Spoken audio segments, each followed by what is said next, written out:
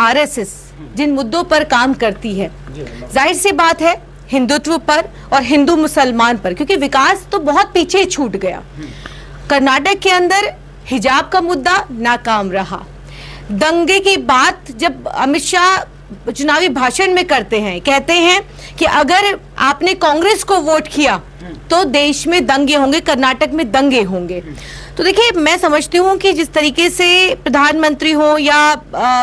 गृह मंत्री हो, जिस तरीके के चुनावी भाषण में वो जिस तरीके की बातें करते हैं, तो जाहिर सी बात है अराजकता फैलाने की बात करते हैं, सांप्रदायिकता फैलाने की बात करते हैं। क्योंकि अगर आप काम करेंगे तो विकास की बात करेंगे, लेकिन अगर एजेंडा और प्रोपेगेंडा ही सिर्फ और सिर्फ हिंदुत्व पर हो और सिर्फ हिंदू मुसलमान की राजनीति करने की सोच हो, तो जाहिर सी बात है कि क्योंकि आपने देखा पिछले दिनों कर्नाटक के अंदर हिजाब का मुद्दा किस तरीके से गरमाया हुआ था। एक लड़की मुस्कान के पीछे जिस तरीके से भगवाधारी जय श्री राम के नारे के साथ उसके पीछे भागते रहे और चिल्लाते रहे, तो देखिए ये बात सबको समझ में आती है कि आज जिस तरीके से कर्नाटक ने एक बदलाव किया है, खास करके भाजपा की जिस तरीके की सोच और विचारधारा उसको पूरी तरीके से नकार दिया, नफरत को नकार करके और भाजपा को खदेड़ करके कर्नाटक से निकाल दिया। क्या माना जाए, जो हिजाब का मुद्दा था उसी पे करा तमाचा है क्या? क्योंकि वो जो शिक्षा मंत्री है जो हिजाब की बात उठाते थे वो भी अपनी सीटों से हार गए। देखिए, सिर्फ एक ही मुद्दा नहीं था,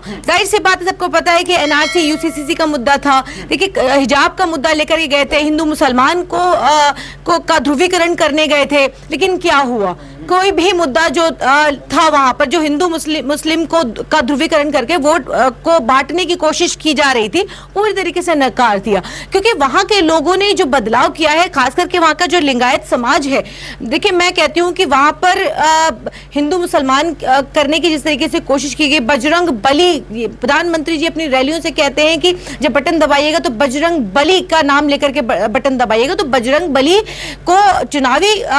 मैं समझती हूँ कि चुनावी रैलियों के अंदर वोट बैंक के लिए कभी